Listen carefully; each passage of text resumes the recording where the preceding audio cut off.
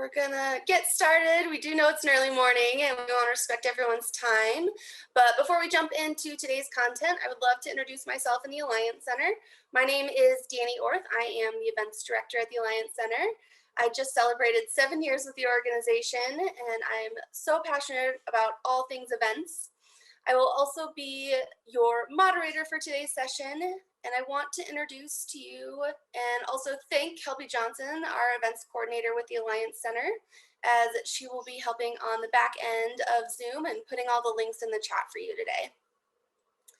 As we get started, I would like to go over just a few housekeeping items.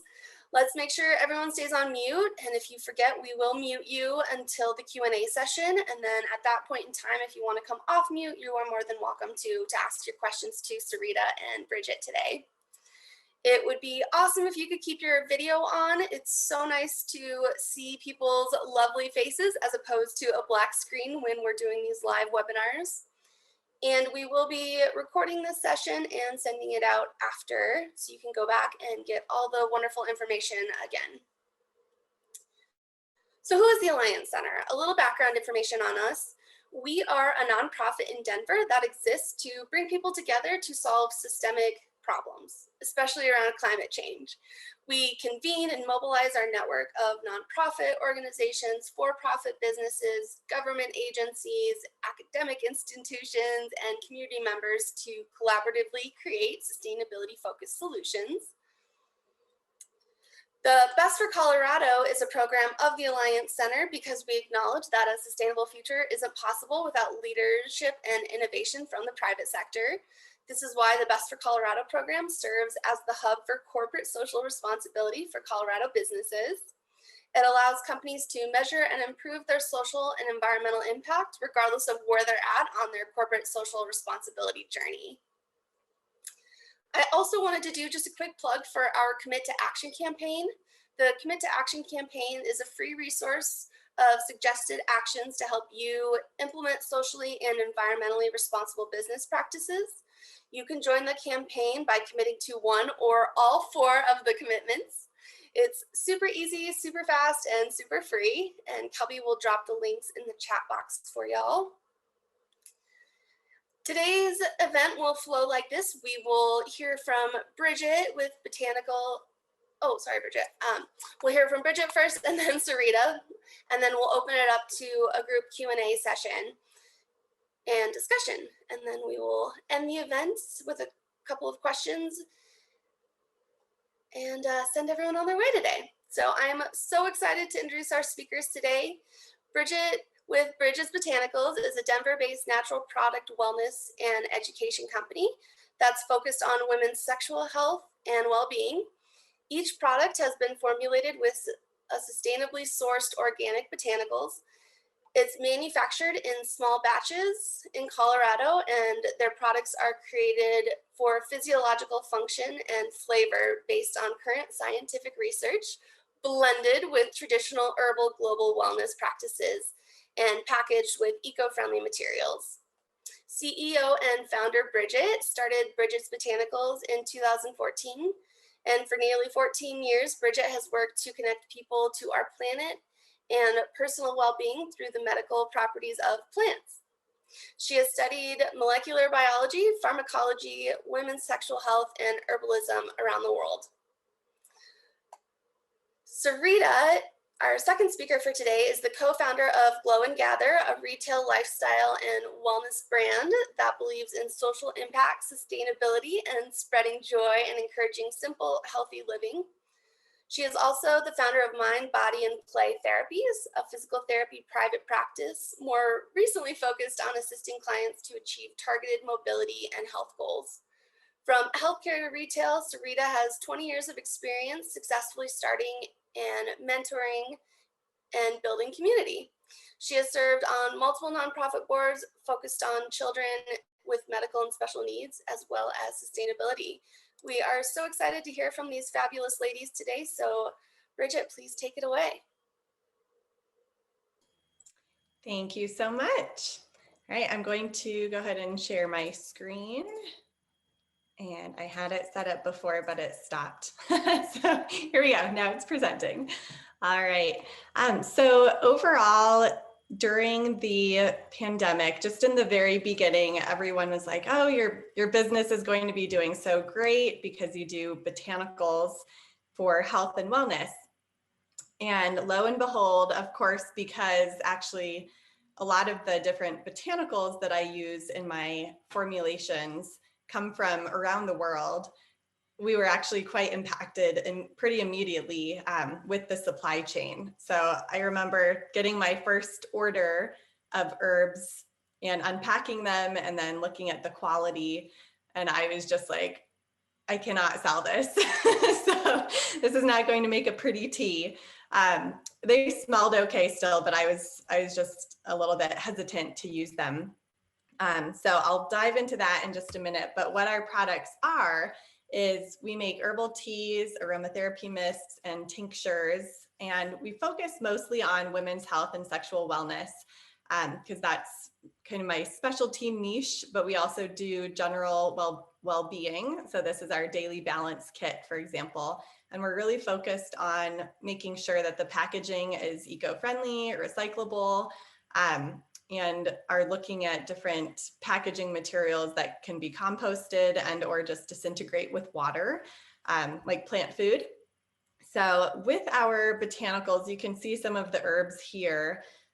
What we ended up doing is, because of the supply chain being very unreliable pretty quickly in COVID, we started to, it was a good shift. We started to shift to local farms around the United States and looking for how can we source our different herbs. And this was one of our goals anyways from like 2 years prior. And so I was really excited to start doing it, but at the same time, the cost of doing that was 3 to 4 times what it was when I was sourcing from other places. So pretty significant financial change there. And just by ordering those different products and also meeting the wait times, because there was a lot of lag time with boxes and bottles and all of the different actual packaging materials themselves.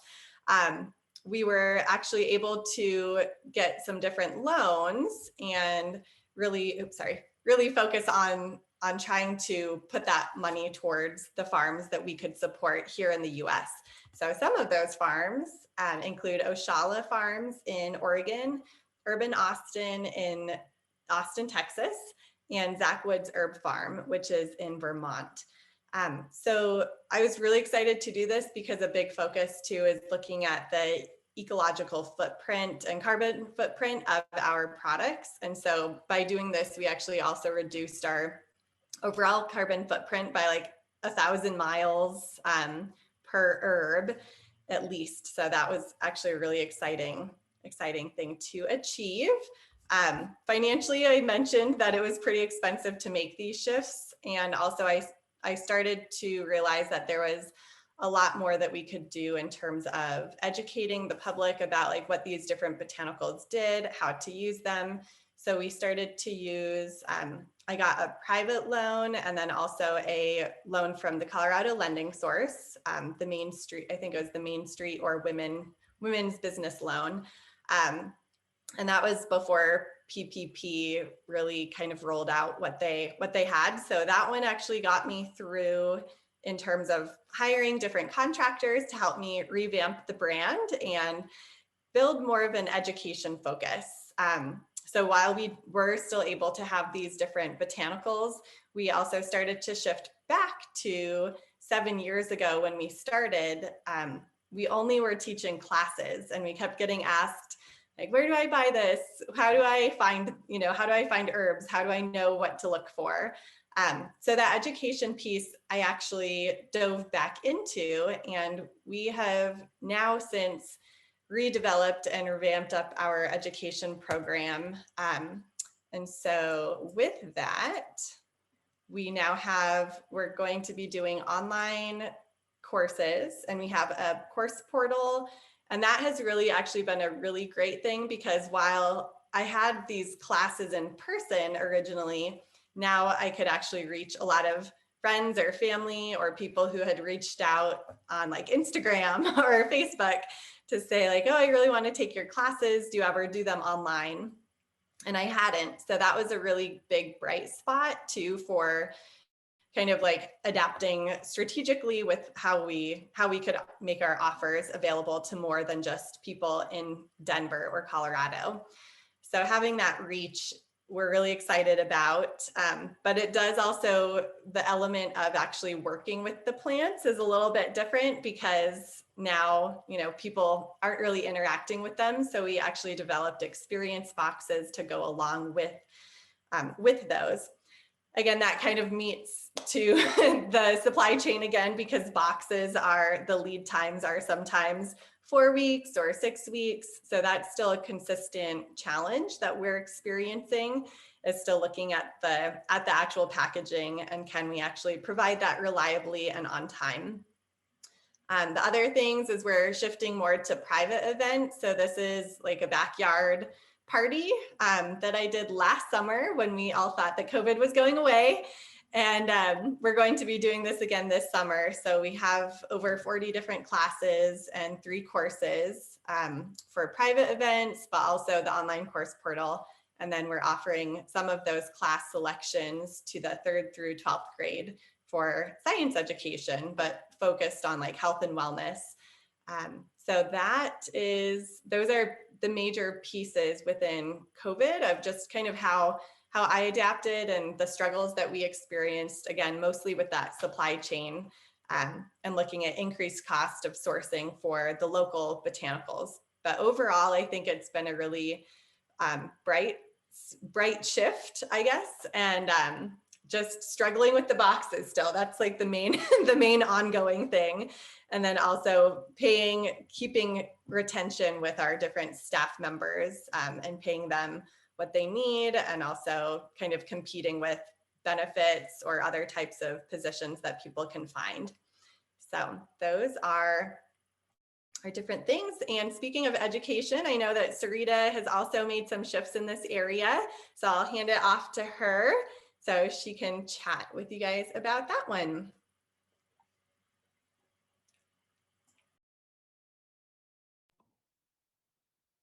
Hi, thank you, Bridget. Yes, so while Bridget is going back to her roots, let me find my screen here, of education, we are actually going in that direction of workshops, which we never thought we would do.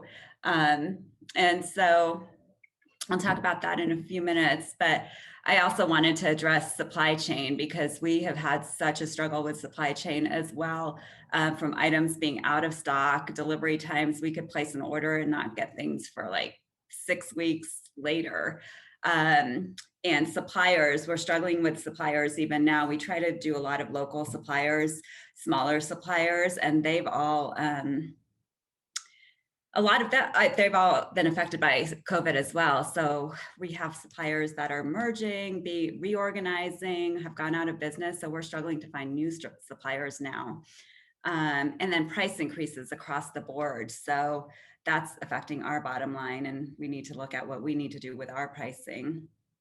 And not being, so for us, we have a global supply chain, even though we're using local suppliers, because our spices, there's a lot of spices that are not grown in the United States.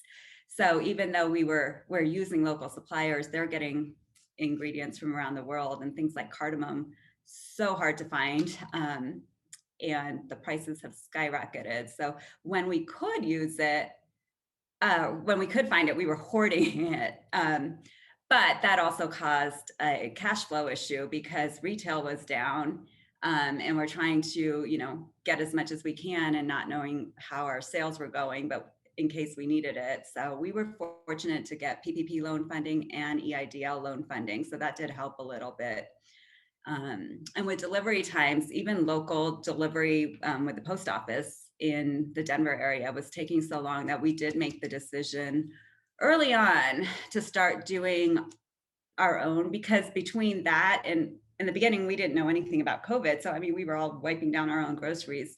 So we decided to do our own in-house local metro Denver deliveries for the most part, so that we would know that all our products were orders were clean and they would be more timely delivered. And we, for the most part, are keeping that. We just got such good feedback on that. We are continuing to deliver in-house for the Denver area. And also with that loan funding, because we had more downtime and we've been wanting to do a rebrand, we're working on a rebrand now, which is really nice too. So Glow and Gather is, let's see, there it is, a natural self-care product, home goods, and spice blends brand. We create and manufacture everything in-house. And when we went into 2020, we were really looking to increase our market reach and increase wholesale distribution. Our focus was really on products, development, packaging, retail, and then also organizing and making improvements on our sustainability and our social impact piece. Our February 2020 board meeting, my co-founder really wanted to work on diversity and racism education and awareness by speaking on panels. We do a lot with our spices. We do a lot of recipes and cooking, and the best way to, connect people is through food. And so we wanted to do it all through a lens of Glow and Gather, which is connection and kindness and openness. And we were talking about doing dinners. And then of course, we just started talking about all that. March 10th was the last event we did. And that was at the Alliance Center, a Best for Colorado event. And I spoke on a panel called Sustainable Business, How to Make a Profit and Make an Impact. And the next week, everything shut down. And so the first thing we pretty much did during that time was realize we had to let go of that how to make an impact, or how to make a profit piece, not how to make an impact, but how to make a profit. And so we pretty much let go of retail sales and profit and decided that was not going to be our focus for the year because things were so uncertain. So we still had our online store, we were still making sales, but we just didn't focus there. What we did instead was we leaned into the pandemic and shifted our focus. And we really strengthened our commitment to our values and our mission, which was really about building and creating community and partnerships and supporting our local and global community. And there was just such a community in need. And so the first thing we did was we asked the question, what can we do to help? How can we help? What do we have to give? And one of the first things that came to mind, of course, is you're seeing all the essential workers with their faces after the masks and the hands washing, and we had all these self-care products. So we put together self-care packages and found places to donate that to the essential workers. And then during the pandemic, domestic violence had increased so much and shelters were in need. So we had already done fundraisers with Safe House Denver, which is an organization that supports survivors of domestic violence. And so we started a program where for every order placed, we donate non-perishable food to their shelter. And that's a program that we've continued. And as our partnership with them strengthened over the course of the year, we are now developing a product package for them where a percentage of the profits will go back to them. So we really strengthened that partnership and impact piece. And then because there was so much going on online and virtually with networking and panels and we were asked, and I'm going to call Becky out right now because this has to do with her women and sustainability, but we spoke on panels on diversity and racism and sustainability, and women and sustainability was one of the panels we spoke on, and she gave us tree certificates from One Tree Planted and loved them. My co-founder Jax was actually so excited he started screaming. And so we looked into One Tree Planted, loved the whole concept of it, and started doing a program where we, for every order that has a self-care product in it, we plant a tree and a customer gets a personalized tree certificate. And so that is another piece of our impact piece that really just got organized and solidified. And in the process, we're now a 1% for the Planet company. So even though profits were down and retail was down, we were able to really strengthen our commitment to our social impact and really organize it and make it more tangible than before, where we were just kind of donating money every month to a different charity, and it just didn't make sense. So this is something that our stakeholders really value a lot more too, and they can really see a benefit and appreciate more. That's been something that's been really nice that's come out of it, some stronger partnerships for sure in that area. And then there was this perfect storm, I think, from the pandemic, the election, and this freedom from focusing so much on retail and profits. And while we've always had this commitment to social justice, and we've always been open and vocal about a lot of issues on our social media and through our company, we took this time to really commit to our authenticity and our strengthening our foundation of who we are, and raise our voices and strengthen our voices even more, and decided that we were going to be even more open and vocal. And if our customers didn't like it and decided not to buy from us, that was okay, because we wanted to use our platform to truly be who we are and make more of an impact and a difference. So that's us, my creative director and I, we're doing a Get Out the Vote campaign. But we're also like doing more civic engagement with congressional testimonies to on bills that are important to us. We're promoting that on social media, just doing a lot more in that area as well. So also, one of the beautiful things about this time was also the small businesses all coming together to support each other and needing to think outside the box, because everybody was struggling. And so you had to create new ideas, revisit and recreate old ideas, and everybody was trying to figure it out, and everybody was trying to support each other and help each other thrive. And so with all of that and so many virtual events, there was workshops and panels and networking and from all over the world that you could attend. So there was these sparks of inspiration from everywhere, and collaborations. And again, I'm going to call Becky out. Women in Sustainability was a great one that I met so many people through.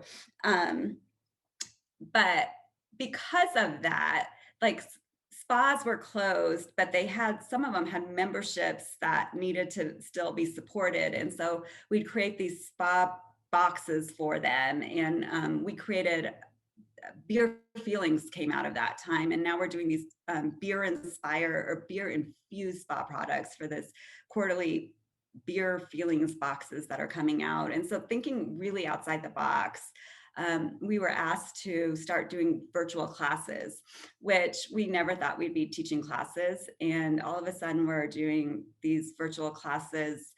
Okay, this picture is like a random actual in-person class from like 2 years ago, but now we're like doing these virtual classes, teaching bath bombs and teaching cookie making with our spices. And they've actually been really fun. So, and we started doing more of that too, like online and our social media, like we were all home cooking more. So doing more cooking, more recipes, more simple recipes. And all of that came together with this spark of idea of everything that Glow and Gather is and who we are and how we started. So how we started was, I was burnt out on healthcare because I am a physical therapist with my private practice. And my two co-founders really were pushing me to start this company with them. And then I have epilepsy, and I really needed a change of lifestyle because at that point, my seizures were getting bad too. And part of that change of lifestyle was slowing down and taking the toxins out of my life, having a healthier lifestyle, a more wellness-based lifestyle, getting back to nature, slowing down, figuring out what's really important. That's slowing down with your friends and family. That simplicity, more meditation. We've been taught meditation since I was a kid because, we're Indian, but also one of my neurologists had said, you really need to meditate every day because it's so good for your brain and for epilepsy. And so Glow and Gather blossom from all of that. And that's just what we're trying to promote through Glow and Gather in our products. And somehow through all of this inspiration struck that we have all the pieces to create these amazing retreats and workshops. Because I have the physical therapy background, and we never thought to combine the two. Like, they were always so separate. And all of a sudden we're like, well, we've got the flexibility, stretching, body awareness piece for, and then the meditation, and then the products, and the cooking, and the healthy cooking with our products, and the self-care piece. And then we've created all these beautiful collaborations that anything we don't have, we can pull in and create these amazing retreats. And so that we've already laid the foundation and started working on workshops and retreats that we're going to start having later this year. And that's something new that we've developed that we never thought we would do. And then we're also starting the cultural education celebration dinner series in partnership with another company that we met through this pandemic. So those will be starting later this year too. So I think even with the challenges and the financial struggles, a lot of positives and good direction and foundation for the future was laid. And it supports what we've been doing with Glow and Gather and the retail products and the retail side. I think it just enhances it and takes us in a broader, bigger picture direction. So I think we're open to questions now.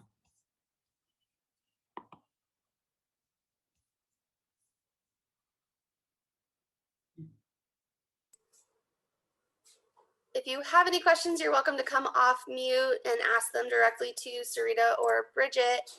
Otherwise, I do have a couple in the chat that I can send to you all.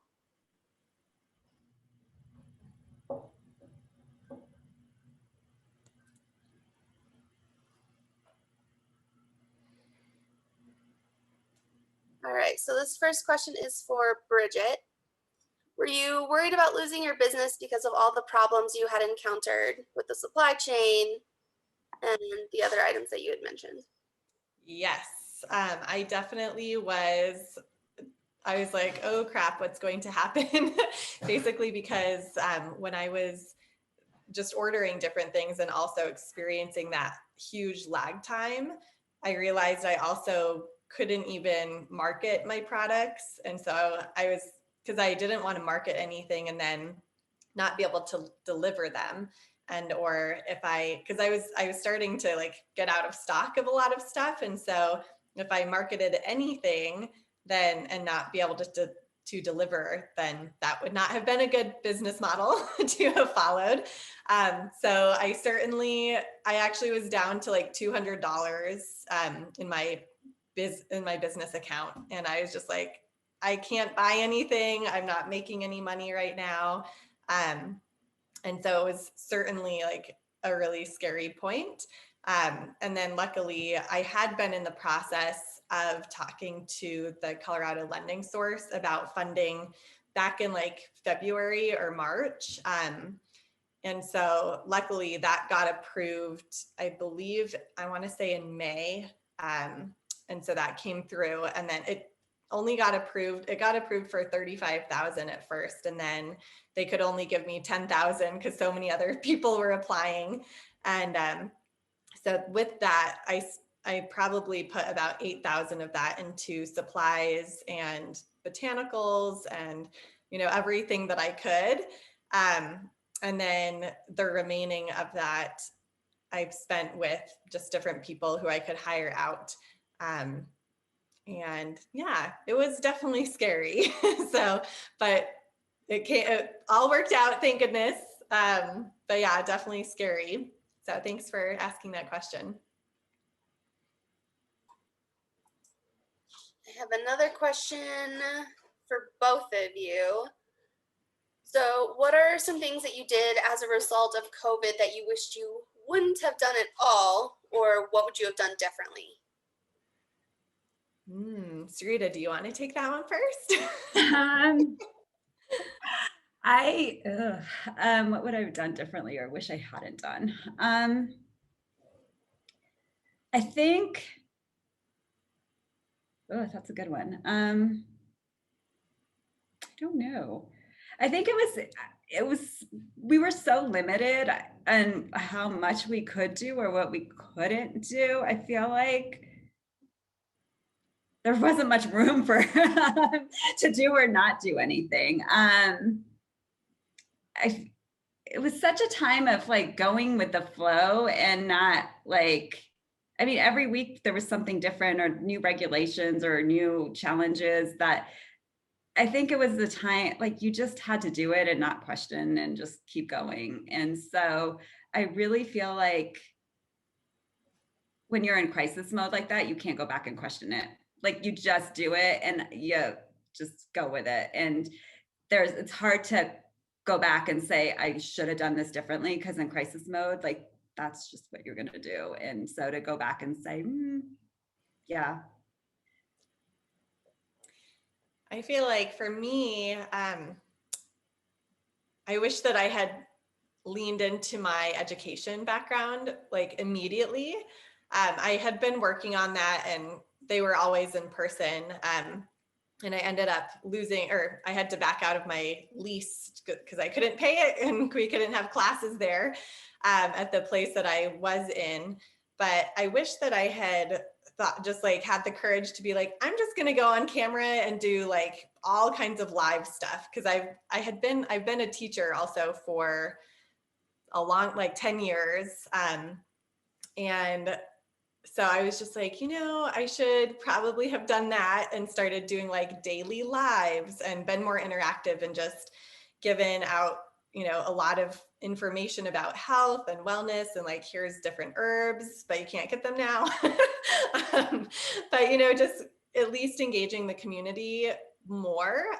Instead, I think I was more in a scarcity mode and like, what am I going to do and how do I keep the business going? And if I had shared out a bit more or a lot more, I think that would have been better, instead of just kind of like nesting in and kind of panicking about like, what do I do about my products and my supply chain? Because that had been my main focus for 3 years. And we had just finished finally after 2 years, the labels. That was like the longest project ever. We're still on our label project, like you and I have talked about labels for years and like we're still on that project. Yeah, it's still. But yeah, so that was, I think I really was like, oh, I just need to get these products going. So I was a lot more focused on that. And I had thought, I was like, I'll develop the course portal and get more into that. But honestly, like it has taken so long to do everything and anything with like high quality stuff, with the courses and just all the tech issues and aligning different things. Because we built it ourselves on WordPress and like it's this big course portal. So yeah, I think that just if I acted more quickly and just started doing education tidbits a lot faster and just like out of my head, because I know a lot of stuff about herbs, that would have been really helpful for the community as well. So that's, I think, the biggest thing that I wish that I had done sooner. Awesome. So question for Sarita, did you get any negative feedback from customers or other businesses when you decided to increase your voice on the social subjects you mentioned? We have not. And we really do try to work with businesses that align with our values. Those are the ones that we work the most with. So no, unlike businesses that we've partnered with. And customer feedback, not really. We've gotten some good customer feedback that have appreciated like what we've been doing. We haven't heard too much negative feedback.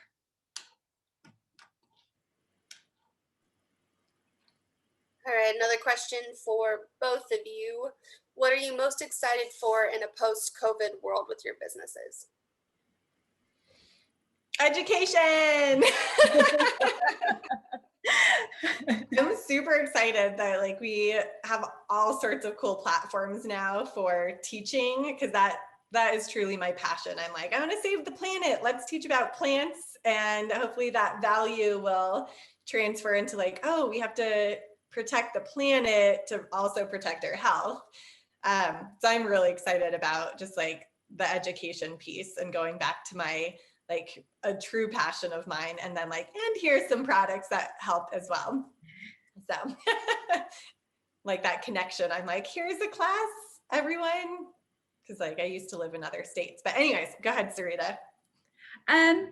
I guess, I mean, in some ways the same thing as education, because we are going towards like more of those workshops and the cultural dinner series to do some cultural awareness and education. So again, I think we're kind of headed in that same direction. I think that community too, it's like with the dinners and classes, I feel like you can more easily create community. Yes.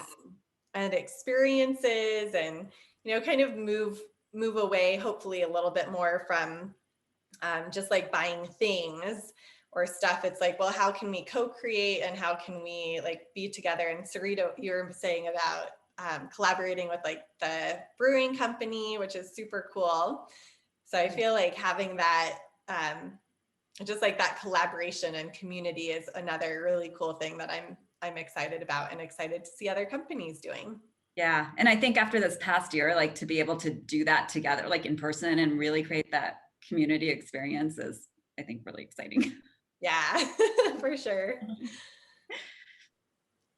So to play off of that, in creating community and experiences, do you feel that people in Denver are ready for in-person opportunities? I think so. Yeah. Sarita, you're like, yep. Well, I am. Oh yeah.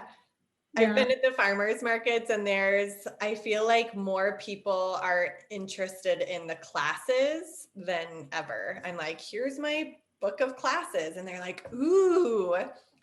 Instead of like, if I don't have that, I'm just like, here's the teas and tinctures, and I'm an herbalist and I help with health. They're like, cool. But then when it's like workshops, what's that? Cool. So I think they are excited. Yeah. Are you experiencing the same, Sarita? Yeah, I think and more for like in-person experiences than virtual for sure. I think people are just like, oh wait, is it in person or is it virtual? And the in-person is definitely where people are more excited. Yeah, I'm excited I want to do a women's retreat and have like, a lot of people are like, oh, that sounds amazing. Just like being in person with people. So doing like a course in person, but for like a full weekend. And Sarita, we could do a dinner with it. Oh yeah, that'd be fun. If you need an event space, the Alliance Center is open again. So just keep that in your back pocket. All right. Next question is, what tips and tricks will you always carry with you that you learned during COVID? I think one of the big things is just going with the flow. Like there's just, you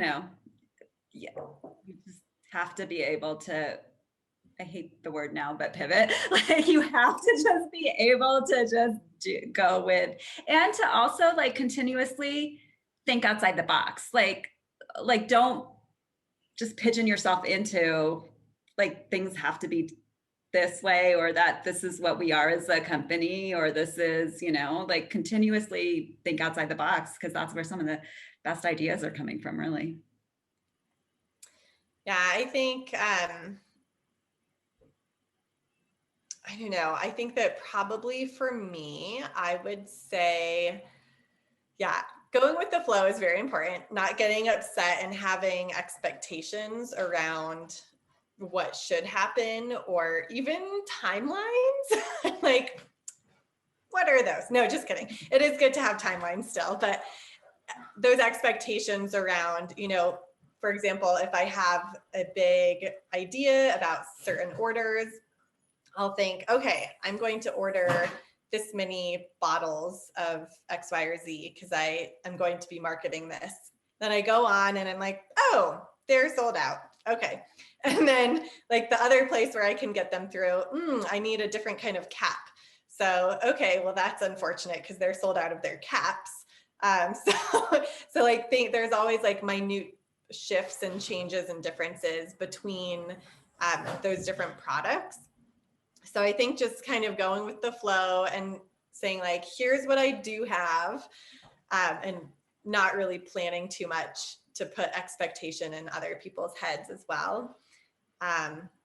Also, I think that community is key. Like that's for sure. Like talking with other people and remembering to collaborate. And I know I said that's what I was most excited about, but it's also what I would carry with me throughout, into the future that I learned from COVID. And just like giving back is so good and so much better. And, sharing instead of having a competitive type of feel to whatever you're doing. It's like, oh, well, how can we collaborate? Like maybe we can bulk order together, or maybe we can do a dual class. So not a dueling class, a class, where you bring the two businesses together. So that's what I would say that I learned for tips and tricks. Oh, I have one more because it's more technical. Spreadsheets are fabulous. That's all. Tips and tricks. Yeah, spreadsheets are very helpful for just keeping track of everything. And then also like, here's the plan. And then I can really think like really far ahead about my orders. Yeah. All right, next question is, are there any things that you learned recently that you wish you had started doing significantly earlier in COVID? Can you say that one more time, Danny? Sorry. Yeah. Are there things that you recently started doing for your business that you wish you had implemented earlier in COVID? I'm going to say planning, like some of the planning of like don't wait till the last minute to order containers, like, cause you're not going to get them. Like you just, so like some of that stuff, like better inventory management, I wish we had done earlier so that we weren't so lost in the middle of COVID. And we're like, wow, well, we're not going to get these containers now. So what are we going to do? Like, we're not going to get cardamom now. What are we going to do? Some of that stuff, I wish. We're terrible at stuff like that, inventory management and stuff. And so now we're better at it because we learned during COVID, but I just wish we had been better at it back then. That pre-planning some of that stuff and having a better way of, being organized, I guess. I would agree. Yeah. I mean, it's definitely a big thing. Is like, how do I get organized? How do I have, I don't know, even certain processes that maybe you hadn't documented before or recognized. So like, I think right now I'm starting to, for the first time ever, because my partner is in analytics and he's always like, well, what kind of products are you selling the most during this time of year? What are people most interesting during this time of year? And I hadn't necessarily thought about that before. So I think that being able to identify that and be able to cater more to like, well, what do people want now? Or like, what's maybe some of the products that are like, here's the seasonal type of products, like, hey, these things are actually growing right now, like kind of catering to that a little bit more. But yeah, I like that idea of planning. I definitely agree with Sarita. Don't wait till the last minute. I've been burned by that a few times. So yeah, during COVID, we really got burned on that because I mean, yeah, we had to figure things out very differently because things are just out of stock and you're not getting containers the way you could. And yeah, I had a really cool opportunity that I may have lost. I'm still like waiting on it. But it was for cocktail boxes, because we make also herbal cocktail bitters.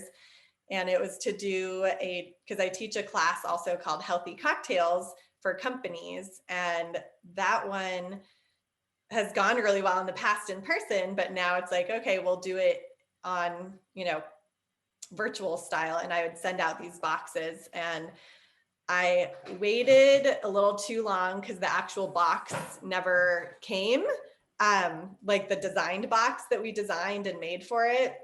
And they were like, oh, it's going to still be like another 3 or 4 weeks. And by then I was just like, oh, crap.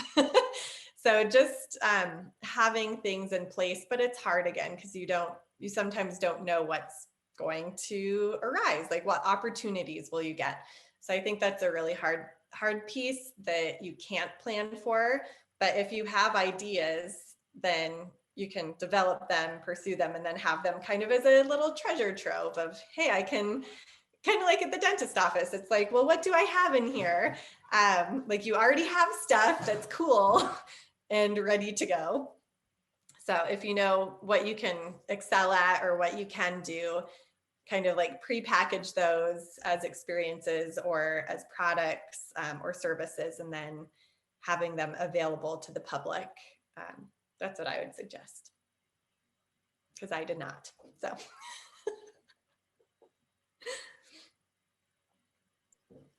How did your employee situation fluctuate over COVID? I'm assuming is the rest of the question. I'll hop on this one first really quick. So I had one intern who was doing an internship through her herb school with me. And she ended in February just before COVID. I actually ended up hiring her to do product production once I had stuff again. And also the same designer, but like I was able to give them more hours. So my designer and my web developer and a photographer to do a couple of different projects, and also a brand strategist. So that lasted though only, I want to say like 4 months before I ran out of money again. And I knew though, like I had planned, I was like, okay, these projects can get done, or like this part of the course portal, or this part of the our kit guides. But then after that, I was like, well, I still need support with different things. So here and there, because it's so expensive, it's like $100 an hour for, you know, people who have 15 to 20 years of experience that I'm paying. And that's not very sustainable for me right now. So I have people here and there, maybe for like 5 hours a month of doing like piecemeal stuff. However, with the markets, with the farmers markets now starting, I do have a new market person who's going to be doing farmers markets once a week. And so that's really exciting. And I realized, you know, if I hire more farmers market people who can help educate and talk about the products, that will actually help me be able to do my coursework and finish recording videos. And just the payment situation is different. I'm doing a base and then commission, but I'm able to offer now. I was like, okay, we're doing $2,000 credit if you work with me towards one of our international herbal trips. But it's only after they like stay with me for a certain number of hours. So like they have to work for me for 2,000 hours. So it's essentially like $1 an hour bonus. But if they were able to work with me for like a year or 2 years, they can get towards that. So I thought that was a cool incentive that was different, because I can't offer like health insurance right now to people. So trying to come up with those different benefits, or like, well, what can I offer, has been really helpful, but it has fluctuated quite a bit because it's hard. I feel like it is hard to keep people, because I'm not like, you know, I don't have like a giant storefront that people come into and they have benefits, and I can't hire full time because we don't have that bandwidth yet. So, so Rita, what are you guys doing? You know, I have child labor, so there's that. When they had to go back to school, you know, full time in person, that was hard. Your co-founders are for the rest of the yeah, exactly. Yeah, so for those of you that don't know, my co-founders are he just turned 12, my nephew, and my niece is 14, and they're my co-founders, and they're the ones actually that talked me into starting this company with them, and 5 years ago. So yeah, they're the child labor. Amazing. Yeah, so they're done with school next week. Yeah, next week is the last week, and then, you know, they'll be working all summer on their company. So that's what we're doing this summer. Like every summer it's like, all right, this is your company, like you work all summer. Yeah, I think that would be very helpful. Like who can be a, not, I guess not a co-founder, but like a partner with me who can like, we're both taking on this risk. But yeah, that is very helpful. I'm at times envious of that, Sarita. Yeah, right. I know. I just had someone ask about a class, like a little thing to do. And she's like, so who's going to teach it? And she wants bath bombs and bath salts. I was like, well, that would be Carola, the 14-year-old, my niece. Because I'm like, I actually don't know how to make some of these products. Like, I really actually don't know. Like, she actually does all our bath or body products. Like, she's going to teach it. Yeah. That's so cool. Do they feel ever like, oh, she's really young though? Like, do they? No, they're so good. I mean, she's just so professional, both of them. He's taught some of the, because he creates all of our recipes and spice blends, Jax does. And so he's taught some of the cooking classes. And he's just so professional and he just knows what he's doing. And Carola teaches the other classes and she just, yeah. I mean, what cool skills. Like, I do feel like that would be so neat to partner with schools and have, like a making day, or like, I don't know, try to introduce more students to business and maker space and entrepreneurship. Yeah, DECA. Yes. Becky just said DECA classes. that is a good idea. I know they've talked at their school, like for like done little presentations, but yeah. Good questions, you guys. I love it. All right, I think we have time for one more question here. Do you feel like your company is more or less prepared now for any future pandemics, future problems, future who know what? I think we are. And I think we're definitely, how are we feeling about the future and expansion? I think we're in a good place. I mean, obviously financially that's different. And, we talked about this, and I also still have my physical therapy practice, which was also very odd during the pandemic. I mean, I don't do much of it. I only do very, very little because I initially was going to shut it down and I never did fully. So I have very little that I do with it, but I do still have that. And even that, like, I shut down for a while during the pandemic because in the beginning, like, how could you safely do physical therapy and see kids and stuff? But so that's what actually helped keep me afloat during this time too, was physical therapy. But the way we started Glow and Gather, and because of my epilepsy and the fact that I have 2 kid co-founders, we've just done it differently, and that we really try to keep that balance in our life and just that flow of this is who we are and we can only do so much, and really pay attention to the medical needs and needs of 2 kids and what we can do out of our life. So I think we've always just been about going with the flow and just taking a slower path. And so this was just one more challenge that we leaned into. And so it's just part of our foundation of, I think it strengthened our foundation. So I think we are just in a good place. Yeah, I think too, going with the flow, very important.